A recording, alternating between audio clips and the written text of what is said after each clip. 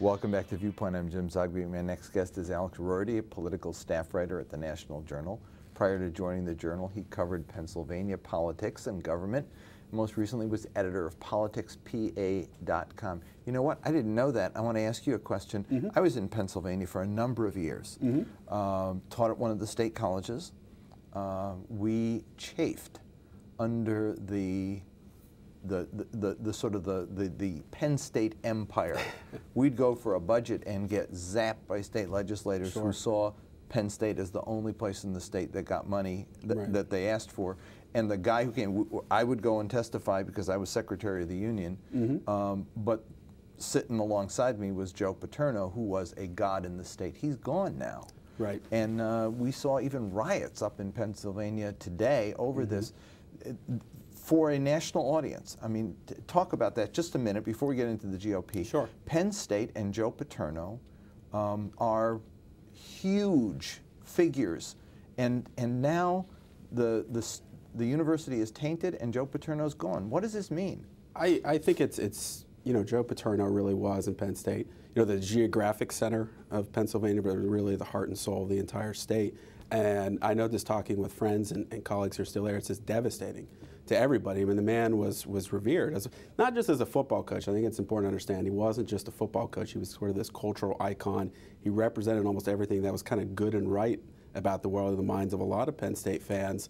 He always ran a very clean program, and now, I mean, that's just been completely blown up. And what happened wasn't just one bad guy, but it was a cover-up of one bad guy that everybody knew about. Right, and I think it's just devastating to everybody in Pennsylvania. And I know, particularly in State College, where Penn State is, it's a very small town. I mean, it's basically just the university. It's just a really awful time for everybody there. Let's go to the Republican debate. You were telling me before we started that you were thinking to yourself at one point, what's this all about? And then all of a sudden, Rick Perry. And I want to play that because I'm sure it's being played a lot, but I want my viewers overseas to see it. This is Rick Perry, who was supposed to be the front runner when he entered. He was the savior. He immediately imploded after his first few debates, and people saw him not ready for prime time. With each debate, the expectations are created. Maybe he'll save himself this time. This one was supposed to focus on economic stuff, and he was thought to get one more chance at doing it. And this is Rick Perry answering a question and getting himself in a huge amount of trouble. Let's watch the tape. And I will tell you, it's 3 agencies of government when I get there that are gone.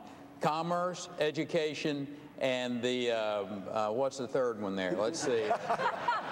You need 5. Oh, 5, okay. So commerce, education, and the EPA? EPA, there you go. No, okay.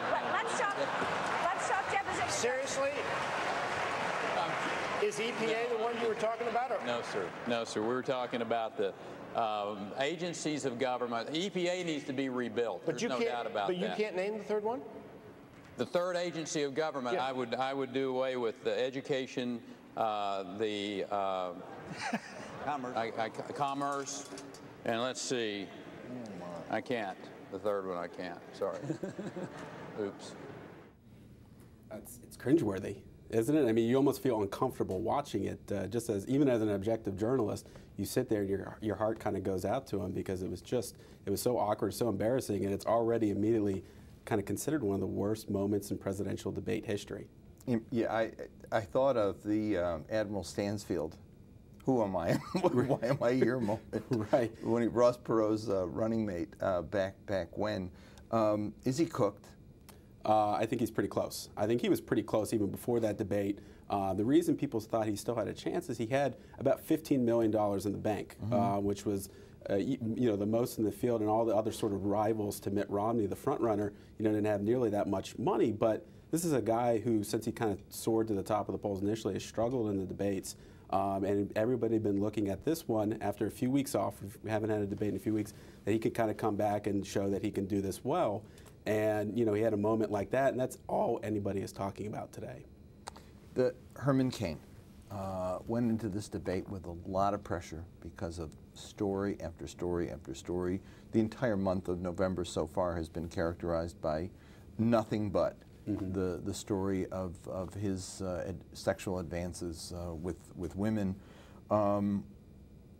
What was interesting to me was the audience reaction to him. He is supported. You know, it was interesting. They kind of acknowledged that we know that the moderator did that this isn't an economic question, but it's such a pressing, issue on everyone's minds, and we're going to ask you anyway. And the crowd started booing, just the fact that they would ask him about the 4 women who have come forward and accused him of sexual harassment, and then when he denied it again, said he's, as he's done every time, he hasn't committed any wrongdoing. He got wildly applauded by the crowd. And his opponents aren't going after him. No. In fact, Mitt Romney was given the chance. They asked him, as somebody who's worked in the business world, would you hire Herman Cain as CEO, knowing what you know about some of the accusations? And Mitt Romney basically took a pass. He said, that's for everyone else to decide.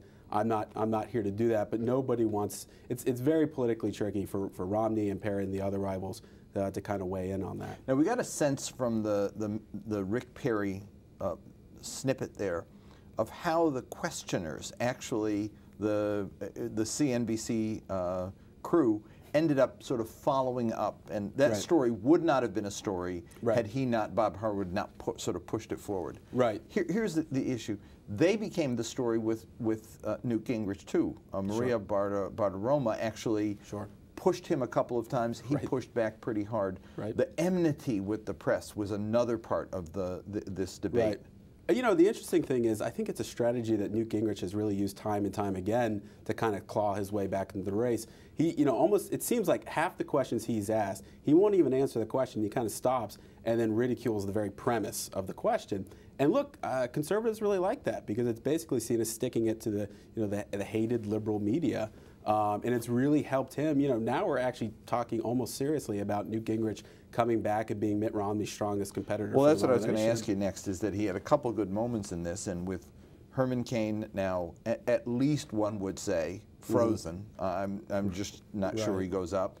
Rick Perry was the only GOP candidate to break 30 in these head-to-heads. Is Newt Gingrich going to be the I'm not Mitt Romney candidate? It's crazy to say. I mean, it almost looks like he's headed that way. He still has a lot of questions about his organization in early states like Iowa and New Hampshire. He does well in debates, but is he out there in Iowa, doing the sort of retail politics that voters there like, at diners, at local events, shaking hands? That's a big question. Let's not forget the guy does have a lot of baggage. Just days after he declared his presidential campaign, he was sharply criticized because Paul Ryan's, the House Budget Chairman's budget plan, he was sharply critical of. And, he just got piled on by conservatives across the country.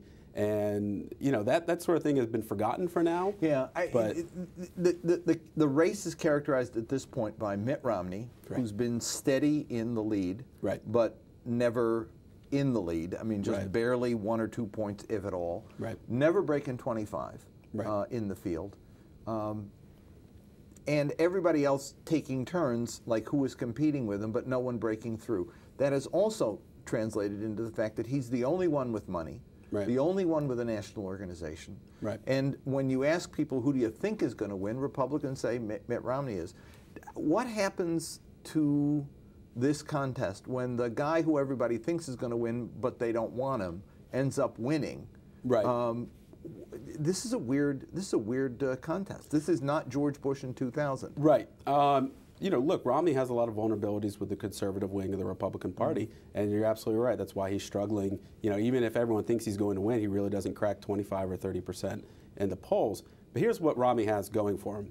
The moment he secures that GOP nomination, he can go to those conservative voters, those Tea Partiers, and say, hey, look, it's me or Barack Obama. And even if they're not necessarily that enthralled with Mitt Romney, they hate Barack Obama. So, I think it's a strategy that he or whoever the nominee is going to use, and I think it's one that could be effective.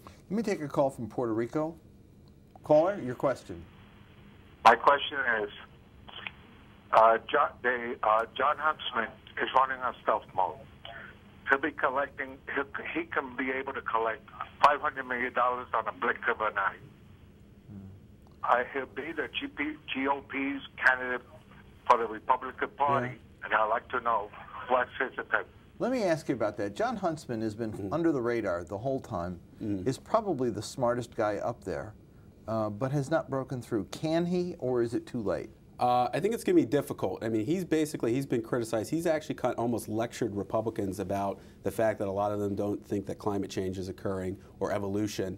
And he's taken almost, a liberal stance on those issues. His other problem is he's really depending on New Hampshire to do well. It's the only place he's campaigning now. That's Mitt Romney's stronghold. That's where, he's at 40–50% in polls right now.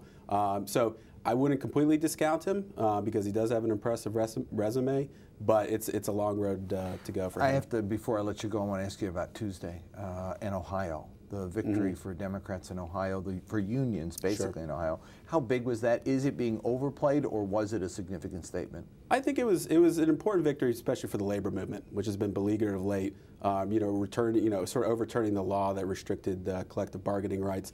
What's important about this is there's two things. One, exit polls show that a lot of the sort of white working class voters that Democrats and President Obama have struggled with, really opposed this bill. I mean, they actually voted against the Republicans, which is very big for 2012. The other thing, labor unions are talking about stepping up their political efforts in a big way year-round. This was the first test case for them, since the 2010 elections. And hey, look, it went very well. So they're very positive that the lessons they learned this year they can take forward in 2012 and win what's always a very important swing state in the Democrats won election. almost everywhere except Virginia. Right, and that was close. That's technically 2020. I think there is some sense that maybe the sort of Republican tide that rolled in 2010 has receded a little bit. But we'll have to wait and see. 2012 is still a long way away. Thanks for joining us. We have a lot more to talk about before we get there. Thanks for having me. Thanks. It's all the time we've got. For information, you can follow us on Twitter at AAIUSA or log on to the website at aaiusa.org. Thanks for watching, and I hope we'll see you next week on Viewpoint.